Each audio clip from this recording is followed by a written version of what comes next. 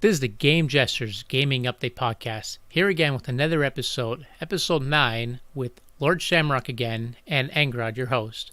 So, last week we didn't have much to touch on. This week we have a lot of stuff to touch on. So, we're going to cram quite a bit in this little episode. So, we're going to start it up firing away. You want to take it away with the starting up here, Shamrock? Yeah, absolutely. We do have quite the action-packed show for you today, so I do encourage everybody to listen to I encourage you all to listen to the end anyway, but in general, if any episode that you listen through all the way, it is this one because we have lots to talk about, and I don't want to waste too much time with talking about what we have to talk about, so I'm going to get into the news that we do have. If you didn't know today, Resident Evil 2, that's a big game that's coming out at the end of this month. Yeah. And today they released a one-shot, that's what they're calling it, Resident Evil one-shot, Resident Evil 2, by the way, to clarify, for those who didn't know, one-shot 30-minute demo. You have 30 minutes to play basically what it sounds like, a level of Resident Evil 2, and it gives you a 30-minute experience. A lot of other games have done this with the trial thing in the past, and it's kind of worked out well. Now, I didn't get to download it, and I know you did, and I also know that you got to watch the gameplay stream that was also going on. So, yeah, could you just tell us a little bit more about it and what we can expect with that game? So, what you can expect is pretty much exactly what you're expecting to expect. From Resident Evil 2, it plays almost the same way with really good graphics. You get to start off where you pick Claire or Leon, and you start off the campaign. When you pick the one, you go through, each of them start out with their own different kind of setting. And so when I was playing through, they brought back a lot of old things. Like it's more of a horror game, like they've been saying. You need to preserve your ammo more. It's not just a shooter. Zombies don't really die that easy anymore. You need to get the ribbons, and saving is rare, which is kind of good because they brought it back from old Resident Evil, which makes it more scary, but a little bad because when I play games, I only get like maybe an hour or two a day, so I need to go through, do what I can, save it, and now my saving is really limited, so that might be a flaw. Well, not a flaw, but like something that'll affect me, but other people seem to really like this. Well, I think that could, like you mentioned, you touched upon the whole save thing. I kind of, for me, the kind of gamer I am these days, because of other obligations, I do play a lot of games in short bursts. So the save thing does concern me a bit, but I'm wondering if that's going to have to alter my approach to this game. Am I going to have to have 2 hours compared to having 35 minutes to, complete a chapter or what? Not 30, a chapter, but you know what I mean, like a part of the. To get to a checkpoint or otherwise save point. The game will mostly be, instead of a quickly play right after work for a little bit, it's more of a weekend binge. When you have like 8 hours a day to just kill playing the game, it'll be more of that type of game. So with that being said, since it's that type of game, what are the other, let's talk about Resident Evil 2 originally came out in, what was it, the late 90s, early 2000s, 1999 was it? Or... My brain's a little... It was 7, but let me recheck here. Okay, yeah, because I'm trying to remember, between the late 90s and now, obviously there's been a lot of advances in how we game and the types of game, the way we approach games. So it's no longer just a complete single player sitting in your living room in the dark experience. So what did they say about the typical type of online experience we're going to have with this game? Do we have an online co-op? No, there will not be. It's going to be full single player. I don't even believe that they're adding a multiplayer mode like they usually do, where they cop out. I'm pretty sure this is fully single player, unless they add something later. But I doubt they'll add any kind of co-op because they make it more like horror kind of base, and more like the traditional Resident Evil roots of being. Exactly. So it's kind of like a complete upgrade in the sense that we now have these beautiful, stunning HD. 1080p 4K graphics depending on your TV. Yeah, and you get that kind of graphics to see the liquor coming right at you. And in the one shot, they did have like the big. I believe in the original Resident Evil 2 was a statue that came to life, came at you. This one they made it more realistic, lifelike, and he's this big massive guy charging you with liquors all around and zombies chasing you, and it's a little more intense. So we're gonna crap our pants, basically. It's gonna be that old school. It's gonna be like what you always wanted Resident Evil to be when you were back 20 years ago, Yeah, pretty and much. you never thought, games could look as amazing as they do now. And Back when we thought Resident Evil 1 looked amazing compared to the I graphics mean, now. back then it does, but now It did. not I so thought, much. I remember playing 3 and thought, wow, this looks so lifelike. And now I smack myself thinking that looked lifelike. Yeah, But we didn't know any better. I've done that a lot. I got a lot of games that I'm like, why? So, yeah. but So, so is that what else? Anything else we have about Resident Evil 2, or is that pretty much the gist of well, it here? well, there definitely, I know a lot of people have been asking, there definitely will not be VR support for this game like there was with 7, which Oh, brought in the damn. horror aspect, but this one will not support it because it's a second person shooter type of game. Yeah, I don't think I would want. Honestly, I don't think I would want VR in this particular to stay faithful to the original without straying too far from it. I don't think I would. For me, just for me, I wouldn't. I mean, it would be cool, but I don't think just to stay true to its roots. I couldn't. Yeah. No, so it won't have that. And the campaigns will play like usual. You pick one, Leon and Claire, you play through the full game, finish it up, and then you unlock the next person's playthrough, which will change slightly compared to who you start with. If you start with Leon or you start with Claire, the finishing the game with one of them changes the other's campaign a little bit, depending on who you do first. So it's definitely one that we are going to check out. I mean, I know I'm planning on getting it. I may not get it to a particularly launch date, but it is something I've been looking forward and wanting to play. I know that you are a much bigger Resident Evil fan than I am, so I know you're definitely getting it. Played them all, watched them all, but yeah, I think I might be in the same boat. I really want this one, but I think I'm going to wait for a price drop or a sale, and then I'm going to jump in. I might do a red box of it for like 2 nights and get a feeling of it, Yeah. I do like that the 3 or 2. What is it to rent a game now at Redbox? Oh, $3 or whatever. I haven't done Do that it in a while. before I renew my eventual GameFly subscription. But all right, so moving on from Resident Evil, then, if we have nothing else to touch upon on that, completely shifting 180 here. I've been noticing a lot of flack about Nintendo Switch Online. Speaking of Nintendo Switch, I don't see Resident Evil 2 coming to Nintendo Switch, but, never say never. Maybe Japan will get it as a cloud game. You never know at this point. Yeah, in like 2 years they'll be getting it. In 2 years. But no, Nintendo Switch Online has been met with some criticism. And in some ways, I do feel the criticism is kind of warranted because Nintendo does what Nintendo wants to do. Yeah. And so basically, you're paying, all the companies are charging for online, and Nintendo's is the cheapest at $20 a year, and you're basically just getting access to online gameplay.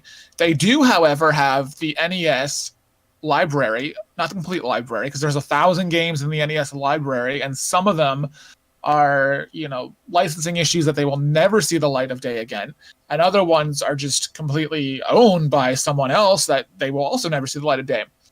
But they started the service, with 20 launch games on the NES, which are pretty much similar to what was on the NES Classic.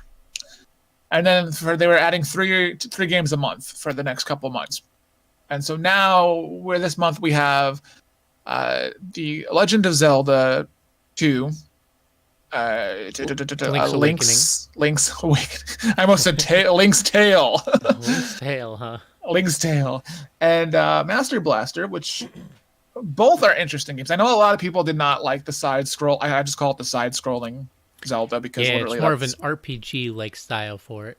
Yeah, a lot of people didn't like that. That was a big turnoff for some people. I actually enjoyed it. I wasn't going to say it's my favorite game of all time, but what I wanted to touch upon in this was the criticism that Nintendo is facing with this, because a lot of times, if you notice, you go on their YouTube and you see the page and you see it's got anything about Nintendo Switch Online always has more dislikes to likes.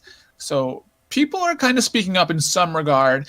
And now a lot of the question is, though, are they not giving us enough? And first of all, what is enough to be giving us anyway? Because I know, Sony and Xbox, they do offer current games that, they give away for free each month. And they have things that, Nintendo doesn't have on their things as far as, communication, voice chat, and without using an app.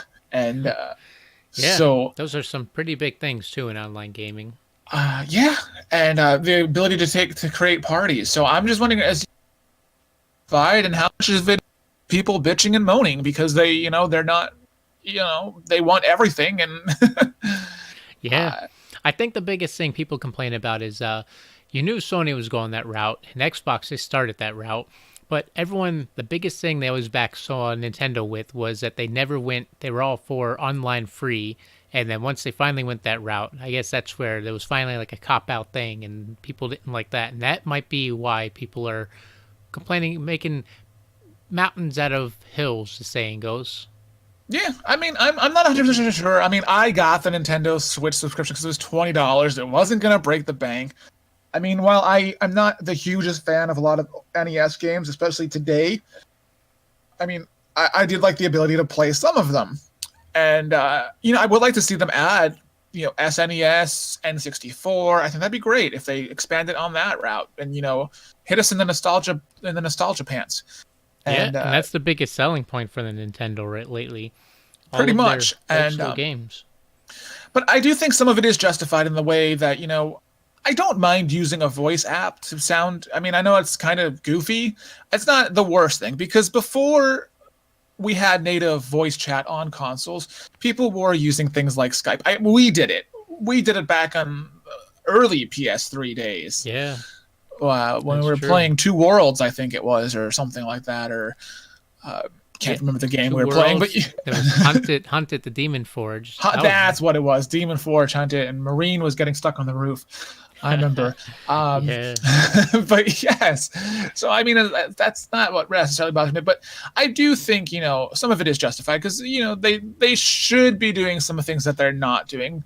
Not necessarily the voice, but messaging. Just give us a damn. The Wii U had messaging, and no one used that thing. So there's Yeah. no excuse in 2019 for that. That is, but I the do cheap like- price I like. So.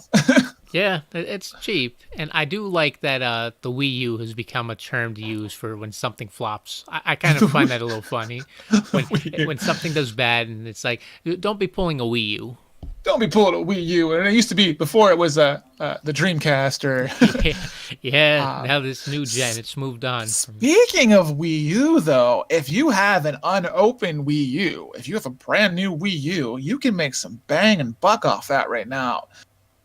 Recently sold ones on eBay are going anywhere from $500 to $1,000, which is crazy. That is kind of wild.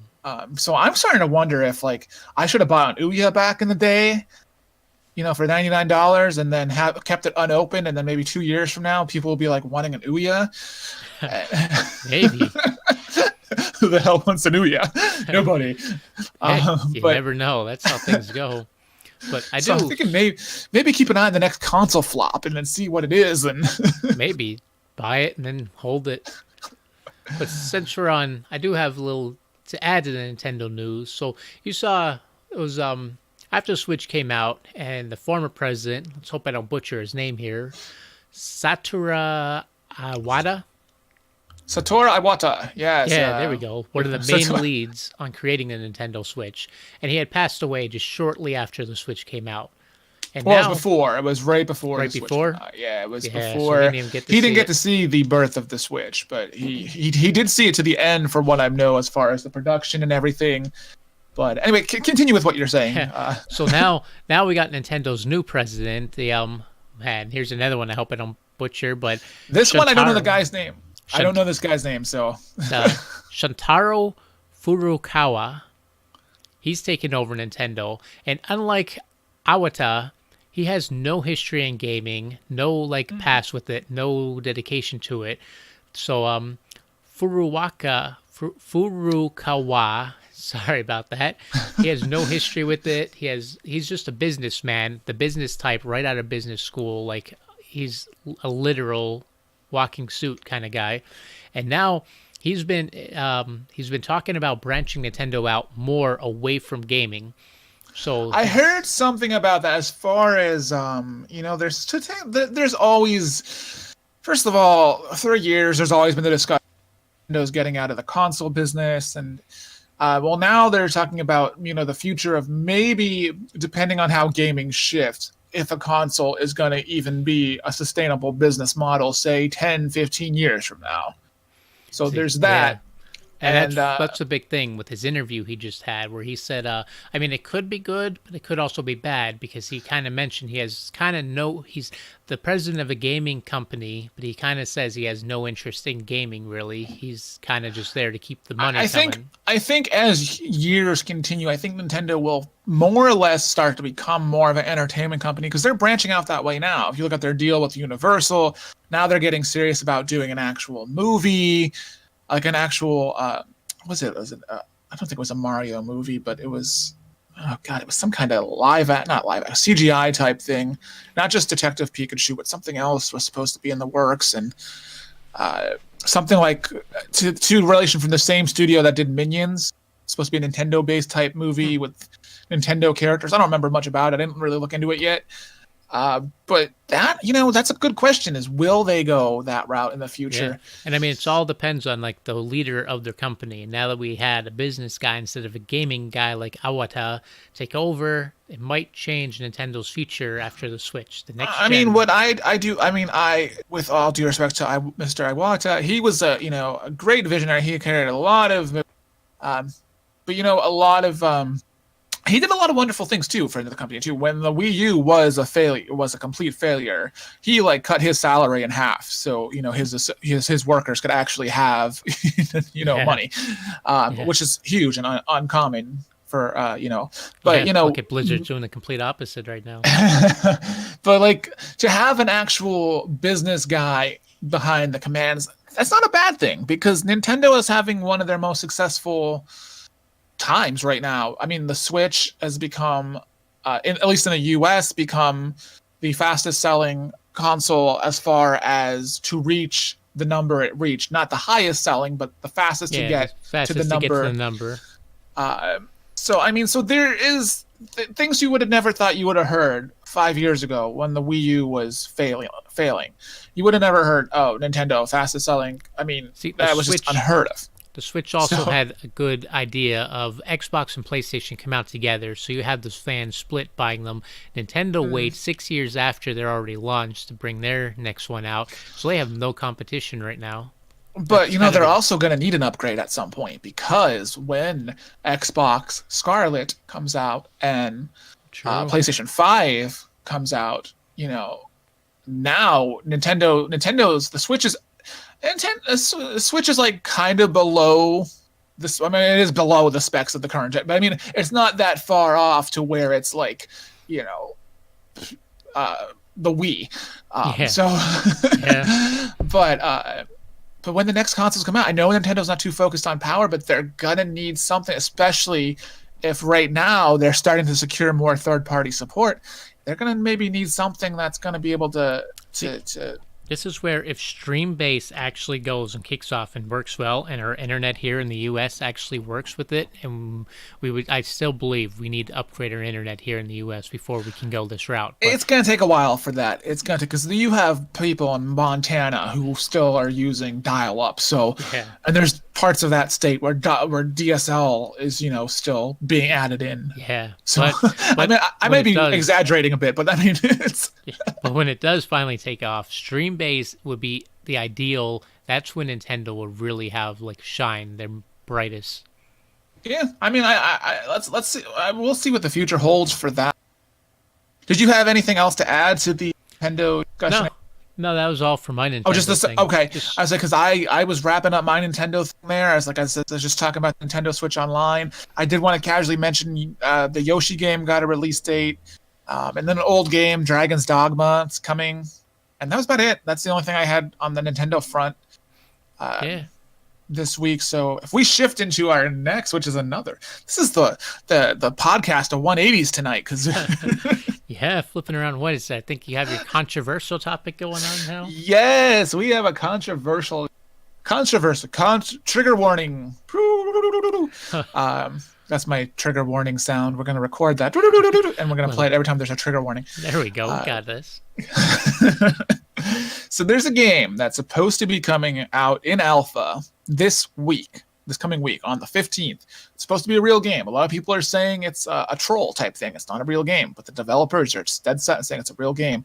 I don't quite remember what it's called, but I'm calling it the controversial Jesus game because it's like Jesus comes back or something. But the reason it's controversial is because it is basically you can play as famous people like Jesus and parodies of world leaders like Vladimir Putin and Donald Trump and Hitler and all these like famous world leaders who are considered to be, not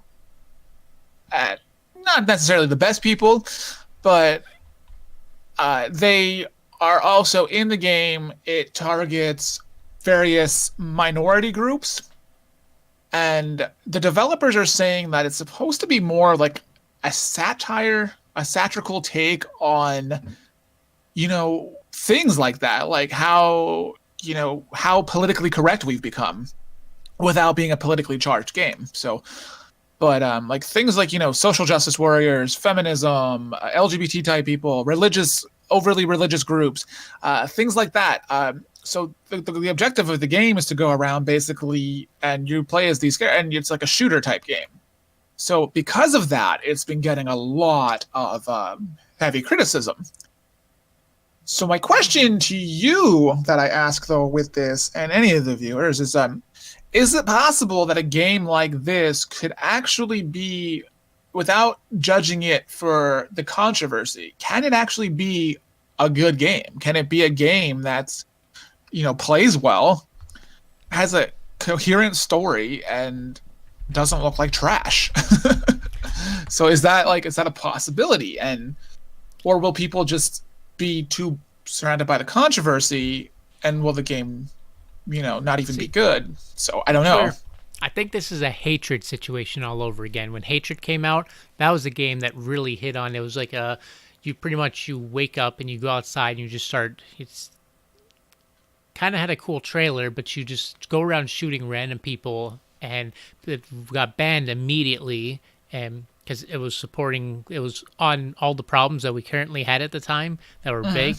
And so I think this game kind of hits on that again, all the big problems that are going on. The game name is Jesus Strikes Back, Judgment Day. Jesus Strikes Back, I could not remember for the life of me. But you know what? This also isn't the first time a game like this has been. There's been way worse games than this. Let me just say that. I mean, look at Manhunt and way worse. So, what was it? 14 years ago, back in 2005, which is wow. There was a game based off of the Columbine shootings, and the name escapes me right now. I think it was something Columbine Massacre RPG. Don't quote me on that. And it was, you played basically as the Columbine shooters, and you basically reenacted that day. And the game was low key for a while, but it wasn't until there was another school shooting, which happened the year after the game got released. Can't remember where it happened, but the shooter allegedly had played that game. And that's where the media twisted it and made it be like, oh, hey, this was the cause of that. So regardless of whether the game was controversial or whether it was actually, I mean, it didn't really look like a great game, so let's not be. Yeah. But, but then there was also the other side of it where people praised the game not for its violent content, but for bringing its awareness to the topic of violence in that regard, and as a discussion piece. So something that we should start looking at in more of a of a way to talk about it, and not as this is just violent and trash. So I mean, I don't, whatever objection aside you have, would have of the game or not have of the game, I don't know if there's anything that could be educational about it, or maybe if it has some sort of value to it, then let's just say these games developers that do this kind of thing, they are within their rights to do that. They are absolutely 100% in their rights to make a game like that, regardless of how controversial we might see it. They are absolutely. That is why we have the freedoms we have. So Yeah, so it'd be interesting to see how it does when it comes out. I'm just wondering if it's going to be real and if it's going to be a thing that I don't know. I just wanted to touch upon it a bit because I know I wanted to just be like, oh hey, this is something to talk about, and I'm gonna follow it and see how it does post release, and then see what kind of updates we have in the future. See if it gets. I don't think it's going to be Game of the Year, but Yeah, you'll have to keep us updated. Let us know.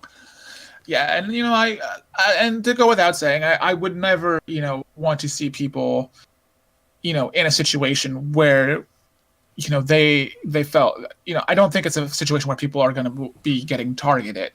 I think it's more of these people, they have their game and it's either going to be a terrible game that's going to be controversial, or maybe it's not going to be a terrible game that's controversial, and that's pretty much it with that. So Yeah. But yeah, I know you had something about Sony. Sony, You remember? yeah. Because now we got to go a little more lighthearted here because now Yeah, a little more. Well, first I'm gonna start off Xbox really quick, since it's just Xbox. one little quick thing. Then I'll jump into Sony here. If you're an Xbox Game Pass and Microsoft Rewards Point member, then January is looking like it's a good month for you. They have 7 exclusive quests are available for subscribers for both programs. You can then turn them around and spend them on for like memberships or DLC or anything. There's 2,100 points up for grabs this month. The deadline, the deadlines kind of vary, but some are tied into like specific games. Like I know the Division, Metro 2033 Redux, and Metro Last Light. Since the new Metro is coming out, they put a lot in those ones now. See, Microsoft needs to promote this more. They've been very low-key with this rewards program. Yeah, I guess they've been quiet out with it. Actually, Sony's been quiet with their rewards program too. Sony actually has this going around too, and they keep theirs quiet as well.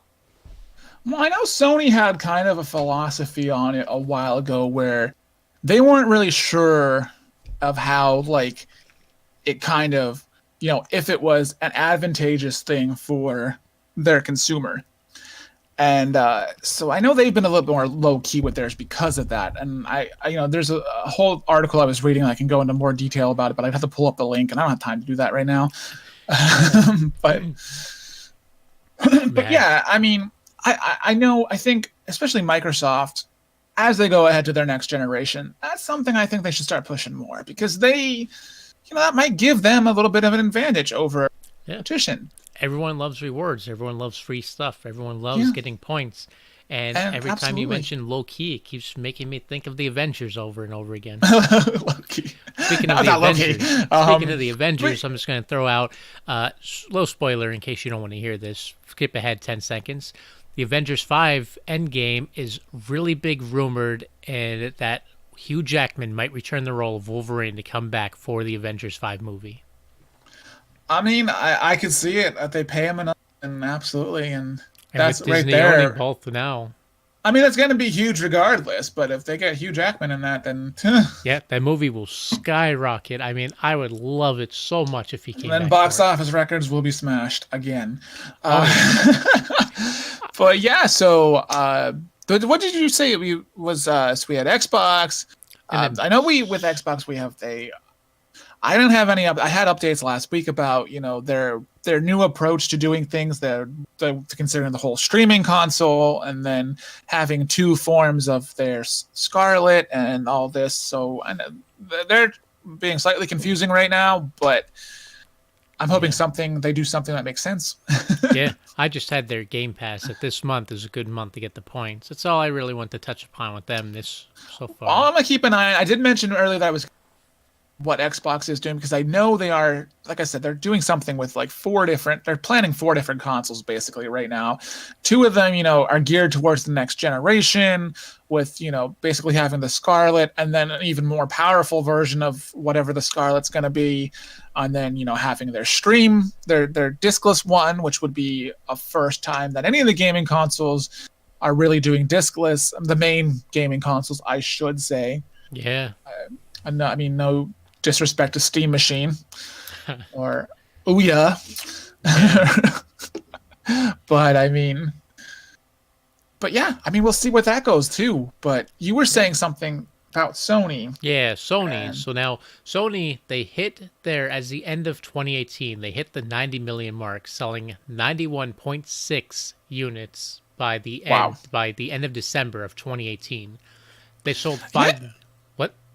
I was just saying, it's not surprising. It's not surprising at all. But what the thing was about a year or two ago, wondering, maybe 3 years ago, was will it surpass the PS3? And then that was kind of debate. It was questionable. People only thought it would maybe max out at 80 million, 75. So it's kind of interesting to see that it's still kinda going looked strong. It was looking like everyone was setting a trend where every new gen was selling less and less until this Yeah. one hit.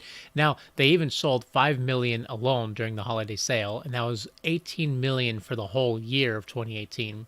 So, I mean, I think this is the year they'll trickle down a bit, but I mean, it'll still. oh yeah, this week. Well, even I even did a little judging and I did calculations based on how much consoles usually sell in the average decline rate of all the consoles. I looked over at all of them, seeing how much, and my guess is that they're gonna sell at least 11 million this year. It'll be a lot less than their 18 million, but they're still gonna hit them at the 100 million mark. I was gonna say between 10 and 12 myself, because I think they will definitely hit that 100 this year, which is huge.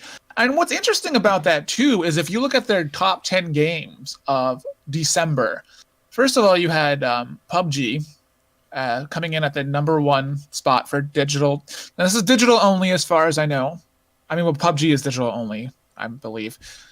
I don't think there's a physical PUBG. No, I believe, but well, there might be for Xbox, but might be for, yeah. Our Sony's only digital. Yeah. And so this is a digital only list. But what's shocking to me, Grand Theft Auto, older than the console itself, still coming in at #3. So yeah, and it's been as old as it is. It's still on the most sold game of the year. it's the Mario Kart of. I mean, well, it's not nothing like Mario Kart, but I mean, it's the as far as sales wise. For how it just doesn't die. Yeah, it's the same thing. Like when you look at Mario Kart, like that's my comparison.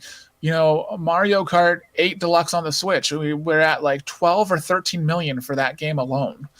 And you combine it with the 8 million from the Wii U, and it's basically the same game, you're at 20 million for that game.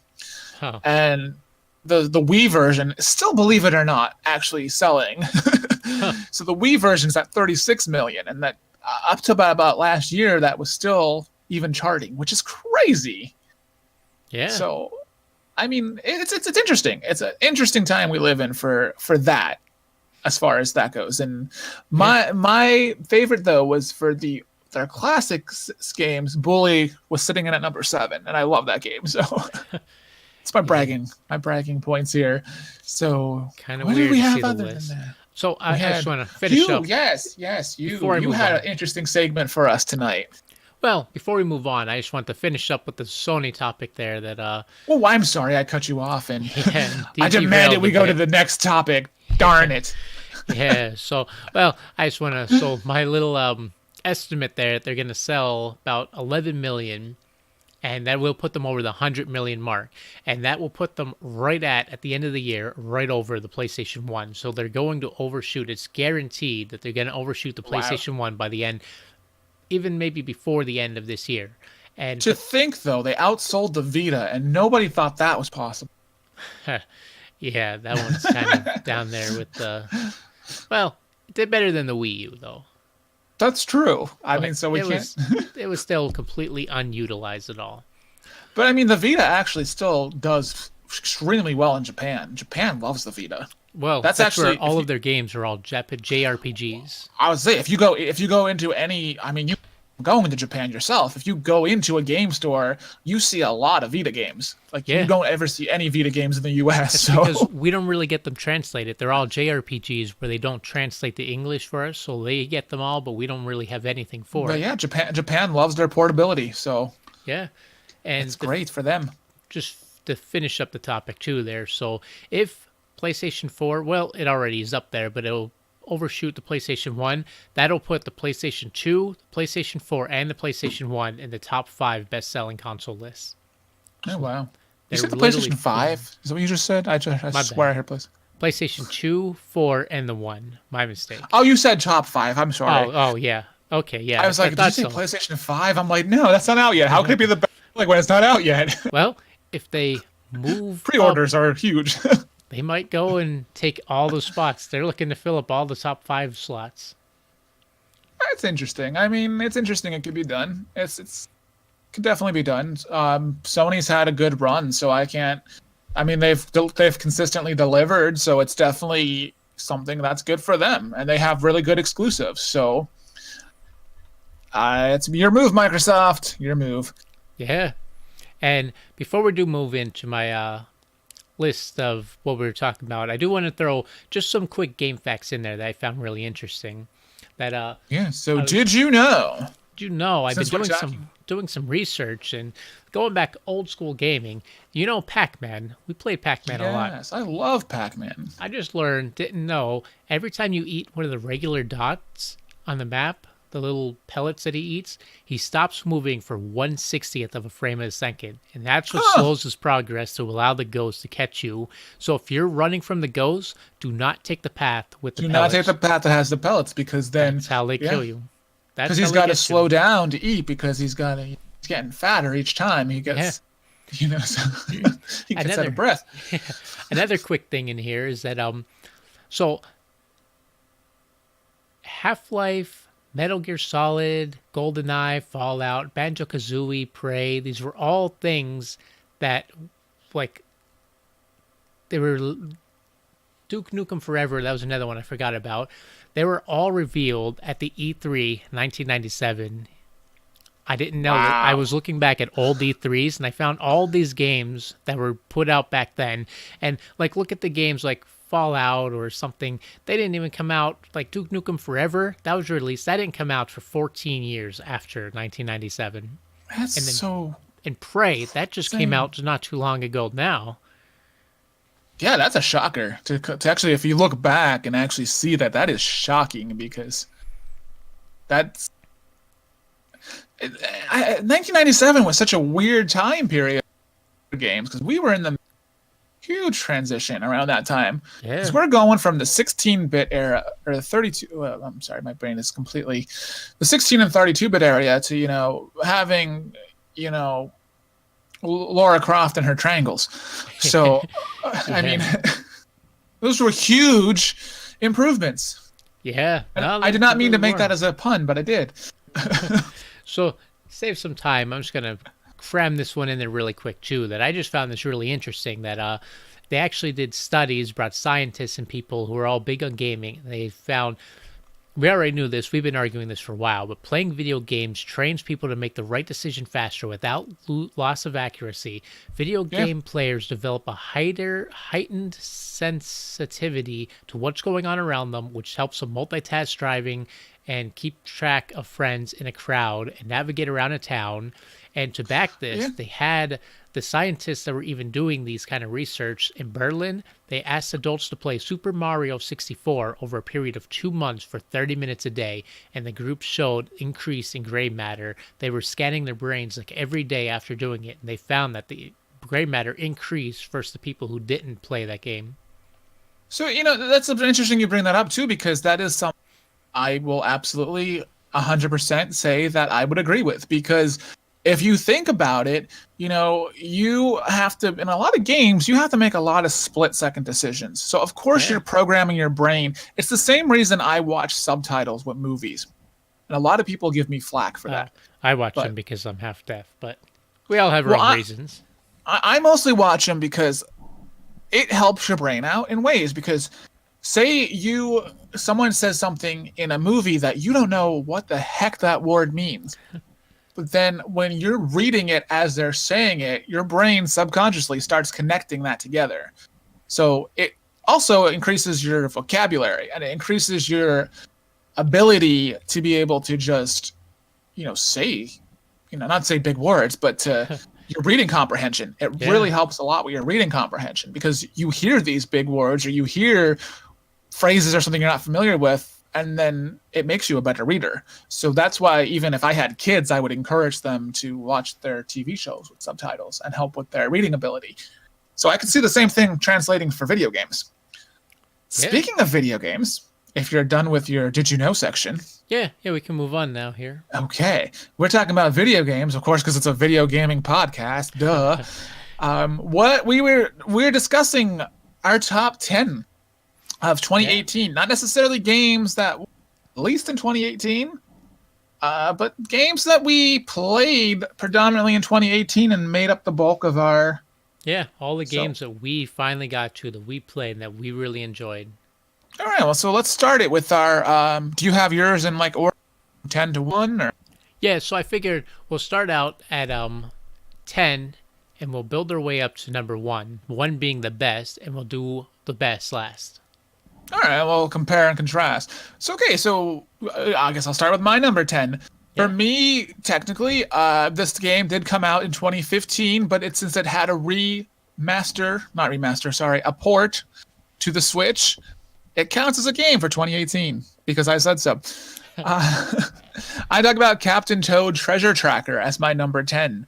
The reason I ranked it at 10 is because I felt that it actually was an improvement because the Wii U gamepad was ridiculous, let's be honest. Yeah. And having to rely heavily on that for that game was a nightmare. But for the Switch, it actually translated very well, and it added levels from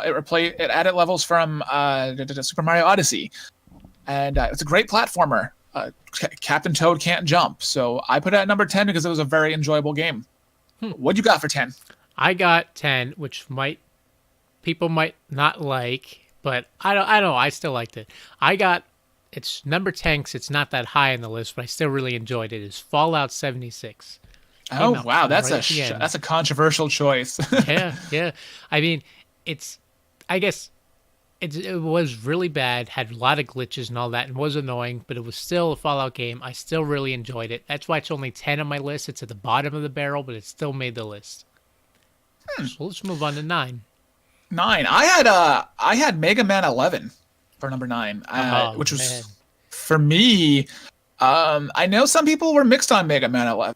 Actually, I thoroughly enjoyed it. I thought it felt to me like a return to what Mega Man should be, whereas you had something that was terribly reviewed, like Mighty Number 9. Like the spiritual successor. Yeah, I looked at that. I played that. It wasn't that great. But yeah, Mega Man 11. It brought back the challenge that Mega Man games had. I believe it brought some new abilities to the series. I'm not really too big on Mega Man, but so I can't say, oh yes, this was new. Yeah. I actually enjoyed it. I enjoyed it a lot. I thought it was well worth being my number 9 spot. And did you play it at all, or? See, it would probably be on my list if I got to play it this year, but I did not get around to playing it yet. Next year. You can put it on your list next year. There we go. That'll work. What'd you got for 9? 9, I got, after they remastered it, and well, not remastered, but finally completely redid it, is No Man's Sky. No Man's Sky. Yes, I remember you were huge into that, and once they finally fixed it up, it made it my list now. Well, it was good that they fixed it up, because I felt the game always had potential. And I'm not just saying I'd be on the trend of, hey, I'm on the cool train now, No Man's Sky is cool. But when you saw the initial trailers for it, it looked like it had potential. And I think that's why people were excited about it, is because it did have, but then when it got released, it was like, the heck is this? So yeah, it did. So now that they fixed it and made the improvements, I could say I'd agree with that. Yeah, it's definitely a lot better now.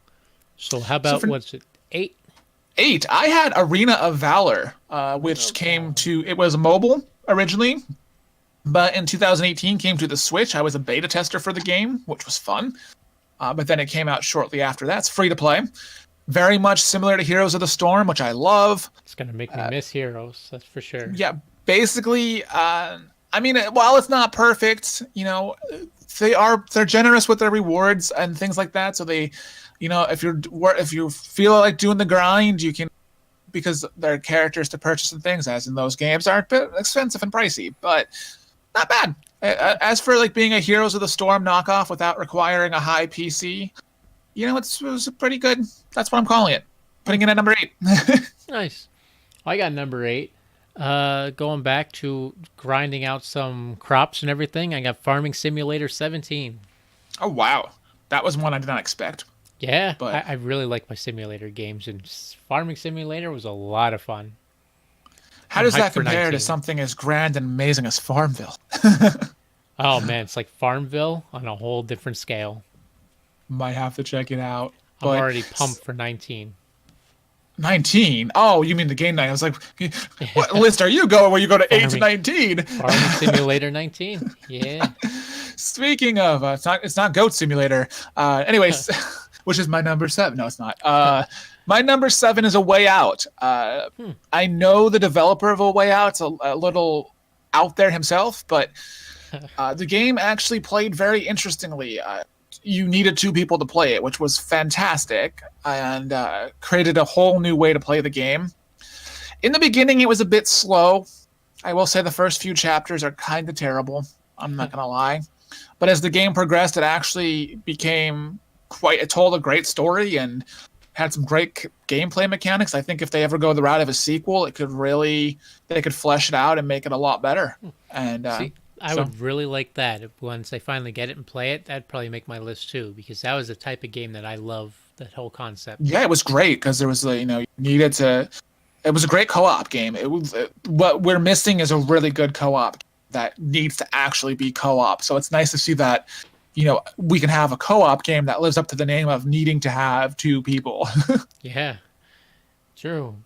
So I got for my number 7 is a game that came out a while ago, but every year it keeps building upon, keeps on growing. I got Final Fantasy 14 online. Oh wow, Final Fantasy 14. Yeah. It just this month even had its new DLC just come out. That's crazy that it's still having, I mean, Well, I haven't played it, so great. I've heard a lot of great things about it. I was never the hugest Final Fantasy fan, I'm not going to lie. But I Yeah. know most of the games get positively reviewed. There's a few that we will not mention right now. That's another podcast, another day. Yeah. The Flop Podcast. Six, Yeah. right? 6. I had Unraveled 2. Cute little game. I think it was by EA maybe. I don't know who my developers are. So how much did you pay for it? And then pay after you got it? How much? I had How all much are those you loot still paying boxes. for it? How much are you still paying? No, I actually I got it on sale. I got it as a bundle with Unraveled 1, so it was like $7.99 for the bundle, and I'm like, heck yeah, because I wanted to play it. It was a game that got us right after 3, and you basically play it. It's kind of like the equivalent of what do you call that? Little Big Planet, where it says instead of having Sackboy, you have like a little yarn. Yeah. And it's also another co-op, which is wasn't a bad game. So definitely enjoyed that. What was your number 6? I got for my number 6 was Bloodborne. Oh, Bloodborne. Yeah, I didn't think of that. Yeah, part of the Souls series. It was a really good one. I actually liked it more than the Souls games. I almost put the Dark Souls Remastered on my list, but it's an honorable mention. Speaking of games like that, so. Yeah. All right, well, number 5. I'm number 5. Sorry, I forgot my order here. I had Super Smash Brothers Ultimate number 5. Ultimate, huh? Yeah, I was impressed. I thought it was going to suck. I thought it was just going to be a fan service game, but it actually, it was nice that they didn't give you everyone at the beginning. You had to unlock the character, so I felt they added a new spirits mode, which is a little goofy, but it wasn't a bad game. It played well. It was one of the better Smashes. Oh, that's nice. I got for my 5 a game that actually came out last year, but it came out this year's the DLC. The Destiny 2 Forsaken came out this year. Yes, and that was free a couple months. Well, not the DLC, but the game was free a couple months ago. And Forsaken. I forgot to pick it up. Oh man, you missed. See, I really know. like it. And Forsaken just added so much more to it, and it's really Not a big good. first-person shooter fan, but I mean, I was gonna play it just because, hey, it's free. Yeah. So Can't pass out on free, and like 20 gold trophies. I think like there's 28 trophies in the game. 20 of them are gold. But yeah, speaking of free, I almost put Laser Quest on my list as well. That was another hidden gem, but that wasn't good enough for my list. My number 4, I kind of am going to break the rules here because I'm putting 2 games here, but they're very similar. I put Friday the 13th and Dead by Daylight as my number 4. Oh, Even yeah. though Friday the 13th has a lot of issues. Yeah, I'll say. Because of you is the only reason I played it, because you encouraged me to play it. And then Yeah. you stop playing it, and I don't stop playing it. So, Well, to be fair, I played it about a year before you finally got it. When I got it, there's no yes. XP, double XP. The grind was so hard. And now, once I quit, it's XP, double XP Yep. all the time. Every weekend, pretty much. But no, and then I also ranked it with Dead by Daylight, because but the only difference is with Dead by Daylight is they are supporting it still, and they have new content coming. So it is Yeah. making Dead by Daylight a little bit more appealing, that there's more story coming, and there's more DLC, and there's more Dead by just Daylight more started things to talking do. about stealing Jason. Yeah, so I mean, it may become the go-to game in the near future. So I'm gonna keep an eye out for Dead by Daylight. You may see it on my list next year at a higher ranking, or it may not even be on there. We'll see. Yeah. So my number 4 is a game that it's done co-op the best way I've ever seen co-op done. It's a game every other game should copy to do co-op like this. It's Ghost Recon Wildlands. Oh yeah, that was the one that you were streaming a lot of earlier this year. Yeah.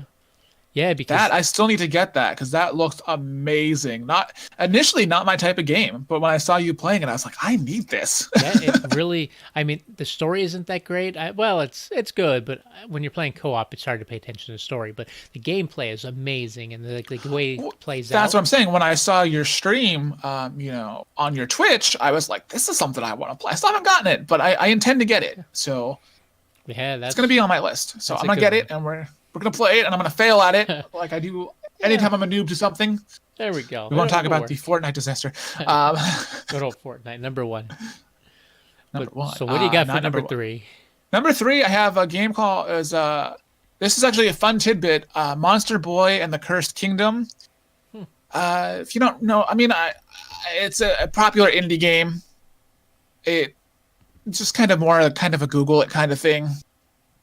It's a platformer, and it sold the most on the Switch. So there's that little bit of tidbit information. Just wanted to throw that out there, because it's an indie game that Switch does well with indies. So I'm not gonna say much on it, because I want to get through our list here. But what was your number 3? My number 3, no surprise to anyone, was Spider-Man. That game. Oh, I almost put that on my list, but I didn't play it, so I can't really list it. Yeah, I can't true. list it fairly if I didn't play it. Gotta play it first, but it almost took Game of the Year, and it was definitely really good. From what I've seen of gameplay, it did exceed my expectations. I thought it was going to be terrible, because those types of games could be hit or miss, and I've But- played the Spider-Mans for a long time, and I always love when it's open world. I love them. my favorite Spider-Man was the second one on PS2. PS2. That one was the I've- best. We get to explore New York. Oh, I was addicted to that for the longest time. That was probably the But- best one until this one. All right, number 2, I have Dad of War. I mean, God of War, Dad of Boy, Good old Dad of War. God of War. See- Game of the Year, obviously, but I put it at number 2 because that's how I put Game of the Year. See, that would probably be number 1 on my list if I had gotten around to playing it, but I haven't gotten around to playing it yet. You know, I pushed it off for a while. I was like, this is gonna be terrible, but I was impressed. It was goofy at first. There was elements of it, to be honest with you, that kind of it really felt like God of the Last of Us at some points, because instead of having Ellie be annoying as all hell, you the boy be super annoying. So, Yeah. but what'd you get for number 2? Number 2, I had a throwback to Super Nintendo days, actually. It's a remastered dang. game that they just brought out this year from a game from Super Nintendo, and that's Secret of Mana. See, yes, I did not play it, but I remember hearing about this remaster. Yeah, that's probably one of the games I played the most back on Super Nintendo a long time ago. That, Castlevania, we won't get in that list now, but I played that so much, and now the Okay. remake was amazing. I loved it. So, speaking of that, remakes are amazing. We could wrap up our podcast here with our number 1. So if we have a dramatic drum roll. There you go. There, drum roll. No, sorry. Fits for a drum roll. So we will close out our podcast, I believe, because we're almost over our time. a But little bit over. Drumcast. Number 1 for me, I went with Spyro Reignited Trilogy. Good old Spyro. It brought back some memories. So it may be nostalgia clouding my judgment, but actually, as far as a remaster went, it looked amazing visually, and it didn't seem to have an added challenge. They didn't seem to make it hard. The Crash Bandicoot remaster, like where the game just seems so much harder, and I don't remember Crash being that hard. Yeah. But it held together nicely, and the game aged well, so it looked good, played well. I ranked that number 1. Huh. Well, there you go. That's another one I still got to get to. A lot of your games I got to get to yet. It's usually the opposite. It's usually you've played them all, and I'm the one behind. Yeah, I guess I've been switching and playing completely different games this lately. But Number 1. My Wrap it up number with your one- number 1. my number one's actually a game that came out last year, but the DLC came out this year, and it was the very first game I played in 2018. It was January 1st, I got it, of 2018. It was my very first platinum of the year, and that was Nier Automata. And Yes, which you were a very big proponent of having for be Game of the Year last year. yeah, I was, well, 2017 when it first came out. That's where I was Oh yeah, the pushing it year. then. Sorry, the 20. That was 2017. Damn! Wow. Yeah. Stop going fast time. Wow. Yeah, I was pushing. I really wanted it to be the game of the year then, but Yeah, but something called Breath of the Wild kind of beat it her. yeah, Which, I like Breath of the Wild. Don't get me wrong, but I don't think it deserves to be on the pedestal it's on. Just saying. I actually felt this will probably make a lot of people mad, but I was an old school Zelda fan, probably one of my favorite game series, and I feel Yeah. like they keep declining game after game. They keep going down. Well, it kind of did if you think about it. Like, cause it added things that were new to Breath of the Wild, but was not at all new to like open world RPGs. So, Yeah, and then people praised it like it was like the second coming of the Lord, and it Yeah. really wasn't. So, but it wasn't terrible. It just wasn't worth the hype, in my opinion. But that's me. That's Yeah. our top tens of 2018. We'll see what we have next year. But yeah, so I guess we are over our time. So We're we about need to 10 close minutes this over out. already. Oh yeah, well we gotta, but we had a lot of content, so that's why. And speaking of content, if you want to have suggestions, we are on Facebook, the Gamer Jesters Facebook. We also, if you use Twitter or any of the social media networks, when you want to talk about us, hashtag Gamer Jesters. Send Yeah. us a tweet, send us a Instagram or whatever you guys Actually, use. I don't know if we have Instagram yet, but we'll get on there. Yeah, we're working on it. We'll get more known. Right now, Twitter and Facebook, and yeah, so you can find those places. We got this. But yes, thank you for listening. And again, like us on social media. It helps out a lot, guys. And if you like the podcast, let us know. If you don't like it, let us know. Let us know what we're doing wrong. Let us know what we could improve on. Anything else you want Feedback to hear is helpful. about? So, yeah, or anything else you want us to hear talk about. Suggestions. We're receptive to you guys. So we wouldn't be here if people didn't listen to us. Until We'd then, have no reason to do this. yeah, that's true. That would just be us sitting here talking to ourselves. Pretty much.